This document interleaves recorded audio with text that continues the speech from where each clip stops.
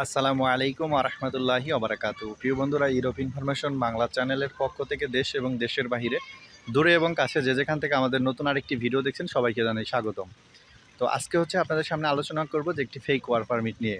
দেখেন, পোল্যান্ডে অনেক মানুষ আছে যারা পোল্যান্ডে আসার জন্য অধীর আগ্রহ এবং অনেক টাকা খুইয়ে বসেছে যে পোল্যান্ডে একটা ওয়ার পারমিটের জন্য।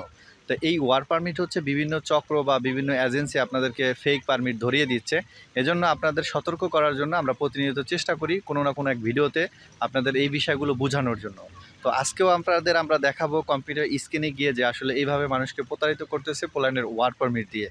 দেখেন, আপনাকে যখন বলা হবে যে আপনাকে নেপালে নিয়ে যাওয়া হবে, আপনাকে ফিলিপাইনে নিয়ে যাওয়া হবে, আপনাকে থাইল্যান্ডে নিয়ে যাওয়া হবে, আপনাকে সিঙ্গাপুরে নিয়ে যাওয়া হবে, সেখানে গিয়ে পোল্যান্ড এম্বাসি ফেস করাবো, তখনই আপনি বুঝে নেবেন আসলে এইখানে একটা ঝামেলা আছে। যদি ঝামেলা না থাকতো তাহলে কেন আপনাকে ওইখানে নেবে? তো সচরাচর আমরা যেইগুলো বিষয়গুলো দেখতে পাই বা দেখি সাধারণত, তো এই ধরনের মানুষগুলোই কিন্তু আপনাদের সাথে প্রতারণা করে এবং বিভিন্ন ধরনের ফেক ওয়ার্ক পারমিট দিয়ে থাকে। তো এইরকম আমরা কিন্তু অনেকগুলো পারমিট চেক করে দিয়েছি। আমাদের ইউটিউব চ্যানেলে অসংখ্য ভিডিও মেক করা আছে এই বিষয়ে। এই সম্পর্কে আমরা প্রতিনিয়তই ভিডিও করে থাকি আপনাদের জন্য, বিভিন্ন সতর্কতামূলক ভিডিও। তো আজকে আপনাদের দেখাবো যে এইরকম থাইল্যান্ডে নিয়ে যাবে। আগেই কিন্তু ১,০০,০০০ টাকা বা ২,০০,০০০ টাকা নিয়ে গেছে।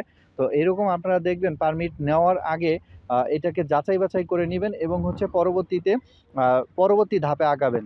তা না হলে আপনি কিন্তু অনেক ক্ষতির সম্মুখীন হবেন। এরকম মানুষের সাথে আমাদের কথা হয়েছে যাদের ১০-১২ লক্ষ টাকা নিয়ে গেছে, ফেক ভিসা দিয়েছে, স্টিকার করিয়ে আনছে। এখন তার ওই পাসপোর্ট ফেলে দিতে হচ্ছে। কারণ সে ওই পাসপোর্ট দিয়ে সে কোথাও যেতে পারবে না। যখনই সে ইমিগ্রেশনে যাবে উল্টো আরও মামলা খেয়ে তাকে জেল খাটতে হবে, কারণ ফেক ভিসার কারণে। তো এজন্য আপনারা সবসময় চেষ্টা করবেন পোল্যান্ডের ওয়ার্ক পারমিট নেওয়ার আগে অথেন্টিক সোর্স ছাড়া আপনারা ওয়ার্ক পারমিট নেবেন না। আবার পোল্যান্ডে যে পারমিট নিলে ভিসা হবে এরকমও বিষয় না। এখানে কিন্তু অথেন্টিক সোর্স ছাড়া সরাসরি ডিরেক্টলি কোম্পানির সাথে কমিউনিকেশন ছাড়া পারমিট যদি থার্ড পার্টির মাধ্যমে নেন তাহলে ভিসা হওয়ার সম্ভাবনাটাও কিন্তু অনেক কম থাকে। তো চলে যাচ্ছি কম্পিউটার স্ক্রিনে, কথা না বাড়িয়ে আপনারা ধৈর্য সহকারে ভিডিওটি কন্টিনিউ করুন। তো প্রিয় বন্ধুরা, চলে আসলাম কম্পিউটার স্ক্রিনে। আপনারা দেখতে পাচ্ছেন যে আমার সামনে একটি ওয়ার্ক পারমিট রয়েছে। এই ওয়ার্ক পারমিটটি আমি ওই লোককে দেখার পরেই বলেছিলাম যে ফেক ওয়ার্ক পারমিট। উনি আমাকে বলেছিল যে ভাই আপনি নিশ্চিত হয়ে বলছেন তো, না না অনিশ্চিত হয়ে বলছেন। দেখেন, আমরা যদি কোনো পারমিট দেখে থাকি সাধারণত চোখের এক নজরেই বলতে পারি আসলে পারমিটটা ফেক না অরিজিনাল। পরবর্তীতে আমরা অনেক জাস্টিফাই করে তারপরে বলতে পারি যে আসলে এই পারমিটটা ফেক না অরিজিনাল। তবে কিছু পারমিট দেখলে আমরা বলতে পারি। এখন এইখানে যেই সিস্টেমটা উনি করেছে, দেখেন উপরে একবারে লেখাগুলো একবারেই এইখানে দেখতে পাচ্ছেন যে জরানো লেখা। পোল্যান্ডের পারমিট এরকম জরানো লেখা থাকবে না পিডিএফ এর মধ্যে। আর পিডিএফটা সাধারণত ১০৯ কেবি বা ১০৮ কেবি হয়ে থাকে সাধারণত। তো অনেক সময় কেবি কম বেশি হতে পারে, এটা কোনো ব্যাপার না। তো বিষয় যে এইখানে যে লেখাটা উনি লিখেছে যে ভয়েভোদা মাজোভস্কি, এই যে যে লেখাটা উনি লিখেছে সেটা কিন্তু অবশ্যই একটা অন্য একটা ফন্ট লিখছে। এটা কিন্তু পোল্যান্ডের ভাষার লেখা না। তবে কিন্তু এখানে লোগো যে ব্যবহার করছে সেটা কিন্তু ঠিকই লোগো ব্যবহার করছে। তারপরে এইখানে যে লেখাটা লিখছে সেই লেখাটাও কিন্তু সে চেঞ্জ করেছে। এখন আসি সবচেয়ে বড় এবং ইন্টারেস্টিং একটা বিষয় পোল্যান্ডের ওয়ার্ক পারমিটকে পোল্যান্ডের ভাষায় যেটাকে বলা হয় জাজব্লোনিয়া। তো এইখানে যে জাজব্লোনিয়া উনি লেখাটা লিখছে সেটা উনি লিখতে পারেনি, এটা অন্য একটা ওয়ার্ড তিনি লিখে ফেলছে। যার কারণে প্রথমেই দেখি আমরা বুঝে ফেলেছি আসলে এটা ফেক একটা ওয়ার্ক পারমিট। এরপর আমরা একটু নিচের দিকে যখন যাব দেখবেন এই লেখাগুলো সাধারণত এরকম থাকে না। আমি সাধারণত অনেক পারমিটগুলো আপনাদেরকে দেখিয়েছিলাম যে পারমিটগুলোর মধ্যে এইরকম লেখা থাকে না। এই লেখাগুলো সমান সমান থাকে, একটা সামনে একটা পিছনে, এরকম লেখা থাকবে না। তারপরে আসি আমরা আরেকটু নিচের দিকে যদি যাই তখন আপনারা দেখতে পারবেন আরো স্পষ্ট বিষয়টা ক্লিয়ার হবো। দেখতে পাচ্ছেন যে এখানে একটা উনি লোগো ব্যবহার করছে। আসলে এই লোগোটা ব্যবহার করার কোনো ধরনের অনুমতি নেই এবং পোল্যান্ডে এই ধরনের কোনো লোগো ব্যবহার করা হয় না। এরপরে উনি যে কোম্পানির নাম লিখছে সেটাও ভাঙাচোরা বিভিন্ন ওয়ার্ডে লিখছে, আপনারা দেখলে বুঝতে পারবেন। তারপরে দেখেন ওনার যে বয়স, এইজটা, সেটা কিন্তু উনি অন্যরকম ভাবে চেঞ্জ করছে। ওনার যে এইজটা সেই এইজটা বসাইছে যে ব্যক্তির কাছ থেকে টাকা নিয়েছে। ওই ব্যক্তি এই ব্যক্তির কাছ থেকে ১-১.৫ লক্ষ টাকার মতো নিয়েছে। দেখেন এরকম আপনাদের কাছ থেকে অনেকের কাছ থেকেই টাকা নিচ্ছে।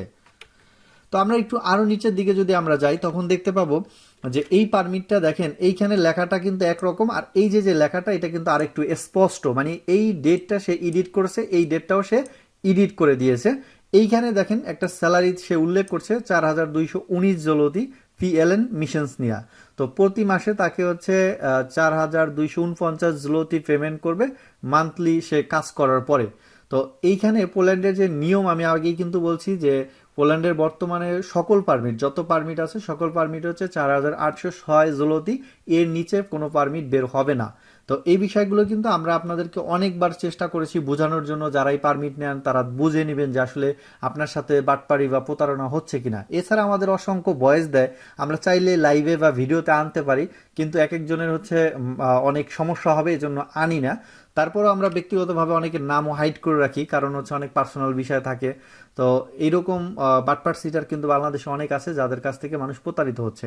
তো আমরা একটু নিচের দিকে যদি যাই, দেখেন এইখানেও কিন্তু সে এই লোগোটা ব্যবহার করছে। আসলে এই লোগোটা ব্যবহার করার কোনো অনুমতি নেই, এবং এইখানে যে লেখাগুলো লিখছে সেটা আসলে এই লেখাটা পোল্যান্ডের ওয়ার্ক পারমিটে নেই বর্তমানে। 2026 সালের পারমিটগুলো সব ইলেকট্রিক পারমিট। তো এই পারমিটগুলোতে এরকম কোনো সিল এবং হচ্ছে কোনো ধরনের স্বাক্ষর থাকবে না, এটা ইলেকট্রিসিনিয়াম পদপিচানে লেখা থাকবে। তো এর আগেও আমরা কিন্তু ভিডিওতে আপনাদেরকে এই বিষয়গুলোই কিন্তু আমরা উল্লেখ করেছিলাম। তো প্রিয় বন্ধুরা, আপনারা যদি ভিডিওটি কাজে লাগে অবশ্যই আরেকজনকে জানানোর জন্য শেয়ার করে দিবেন, যাতে অন্য কোনো ভাই যেন আমাদের বাংলাদেশি বা অন্যান্য মিডল ইস্টে যারা রয়েছে তারা যেন পোল্যান্ডের পারমিট নেওয়ার আগেই সতর্ক হয়। এরপর আমাদের কাছে আরও 2-3টা পারমিট এসেছে, প্রত্যেকটা পারমিটই ফেক, আমরা অলরেডি তাদেরকে ডিক্লেয়ার করে দিয়েছি। পরবর্তীতে আমরা আপনাদেরকে এই ভিডিওগুলো প্রোভাইড করব পর্যায়ক্রমে। যদি ভিডিওটি ভালো লাগে অবশ্যই লাইক এবং কমেন্ট করবেন। পরবর্তী ভিডিওতে দেখা হবে নতুন কোনো ভিডিও নিয়ে, পোল্যান্ডের নতুন কোনো বিষয় নিয়ে। আল্লাহ হাফিজ, আসসালামু আলাইকুম ওয়া রাহমাতুল্লাহি ওয়া বারাকাতুহু।